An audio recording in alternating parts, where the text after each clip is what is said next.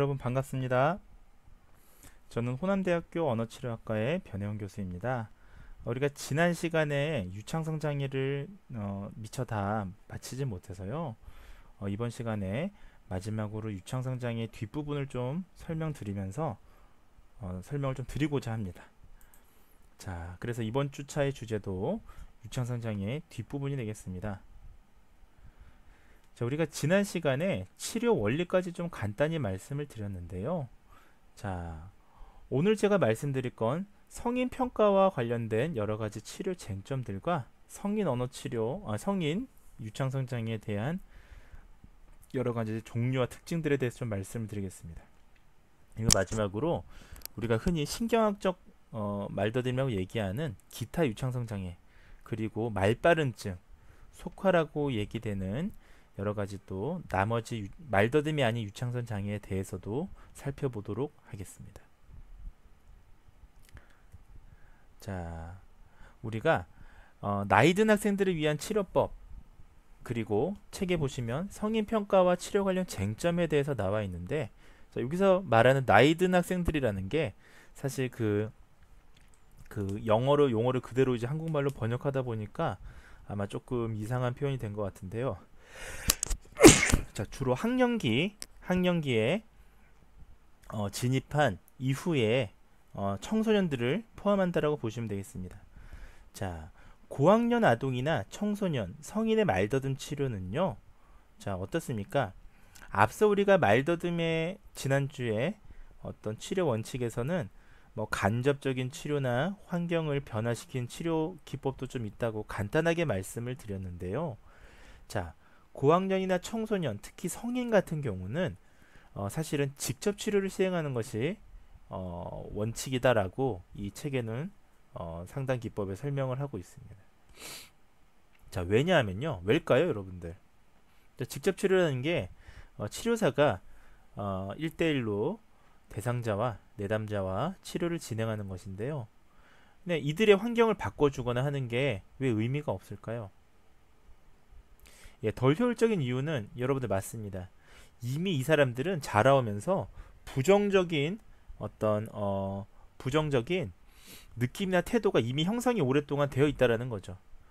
자, 예를 들면 이 사람들은 많이 위축되어 있고요. 그동안 말을 잘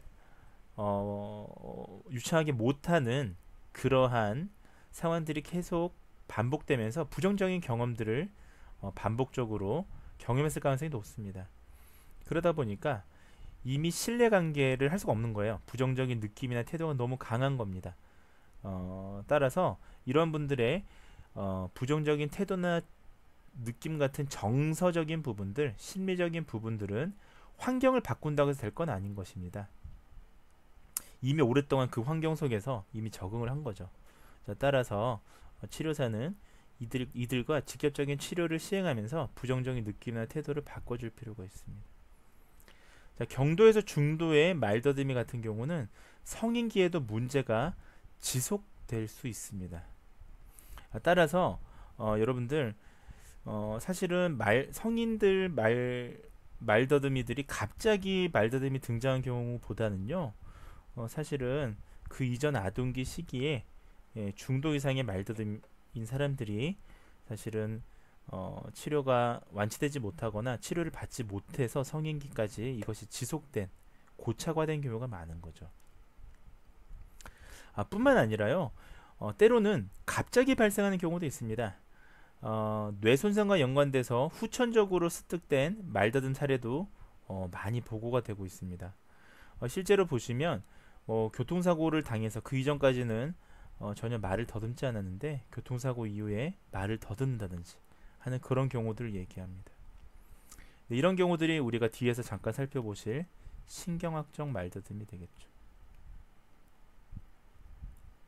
자, 벤 라이퍼라는 아주 유명한 사람이 말더듬에 대한 트랙이라고는 표현이 좀 적합할지 모르겠는데 경로라는 표현보다는 말더듬을 그룹핑했습니다.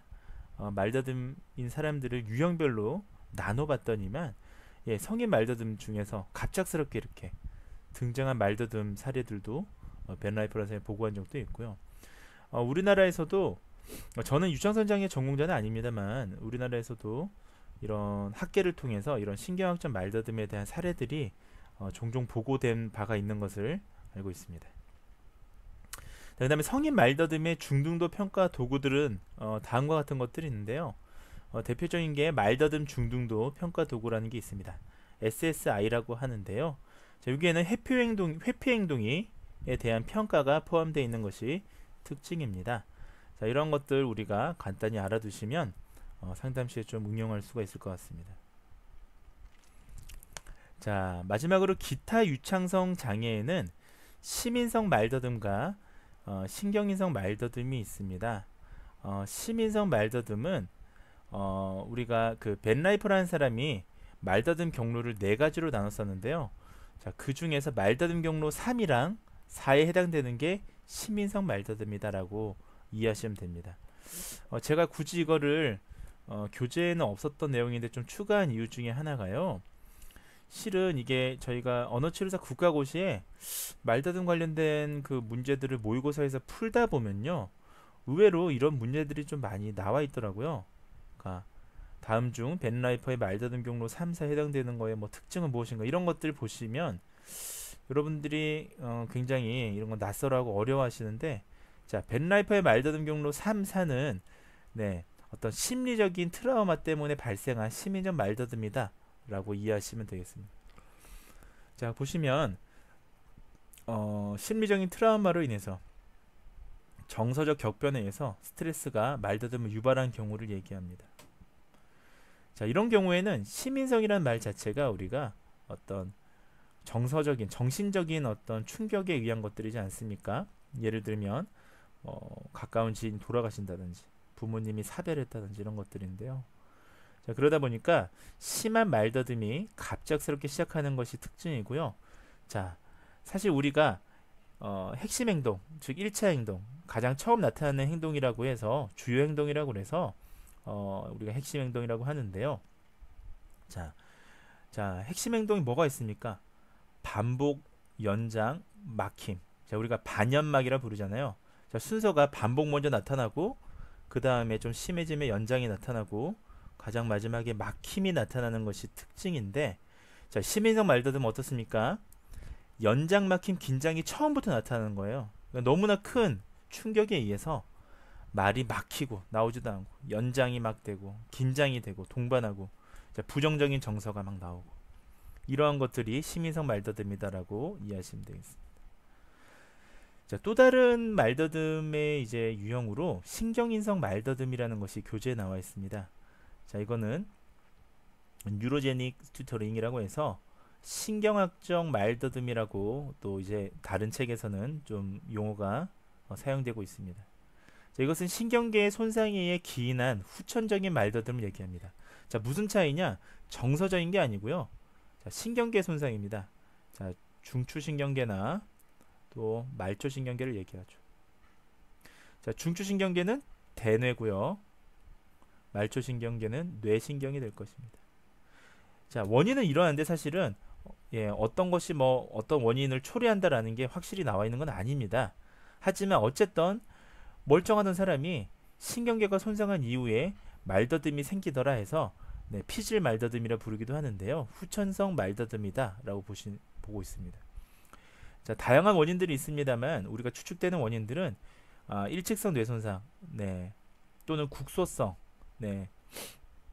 국소성이란 게 포컬, 어떤 한 부분만을 얘기하는 거고요. 자, 확산성이라는 건 뭐냐?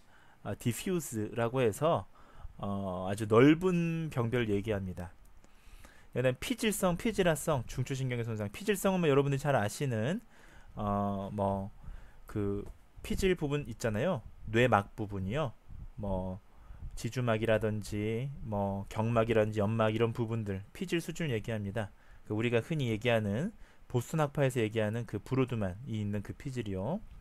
피질화성 중추신경계 손상은 보통 뭐 뇌경색이나 뇌출혈로 인해서 뇌내출혈인 경우, 이런 경우가 좀 많습니다.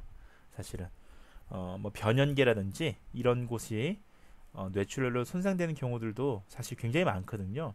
실제 이제 저는 사실은 재활의학과에서 언어치료사로 근무를 좀 올해는 아니지만 근무를 했었는데요. 실제 보면 피질성 뇌졸중인 환자보다 피질하성인 경우가 뇌내출혈인 경우가 더 많아요. 네, 뇌내 경색이나 이런 것들이 더 많습니다.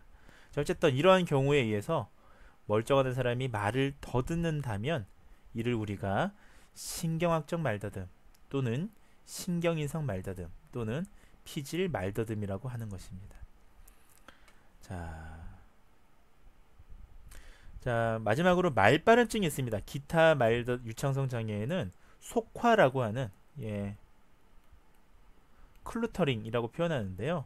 자, 속화라고 하는 말발음증이 있습니다. 자, 다른 것보다 우리가 상담이나 아니면 선별 평가를 할 때 말더듬인 사람들의 주요 증상을 우리가 알고 있어야 이들과 좀 효율적인 상담을 할 수 있을 것입니다. 자, 말발음증인 사람들은 분당 300단어 이상 아주 빠른 속도로 말을 하기 때문에 사실은 여러 가지 특징들을 보이는데요.